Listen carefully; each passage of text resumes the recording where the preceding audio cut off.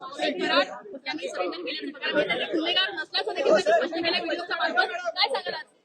असं आहे की मी पहिल्या दिवशीपासून सांगतोय, बीडच्या प्रकरणामध्ये कोणालाही आम्ही सोडणार नाही. ज्याचा ज्याचा संबंध आढळेल, ज्या ज्या प्रकरणात आढळेल त्या प्रत्येकावर या ठिकाणी कारवाई करण्यात येईल. अतिशय कडक कारवाई करण्यात येईल. गुंडांचं राज्य आम्ही चालू देणार नाही. कोणालाही या ठिकाणी अशा प्रकारे हिंसा करता येणार नाही, खंडणी मागता येणार नाही. या दृष्टीने तपास अतिशय गतिशील केलेला आहे आणि त्यामुळेच आज त्यांना त्या ठिकाणी शरणागती पत्करावी लागली आहे. आता हत्येतले जे आरोपी फरार आहे त्यांना पकडण्याकरता देखील वेगवेगळ्या टीम्स या पूर्णपणे कामी लागलेल्या आहेत आणि कुठलाही आरोपी आम्ही त्या ठिकाणी सोडणार नाही. सगळ्यांना शोधून काढू.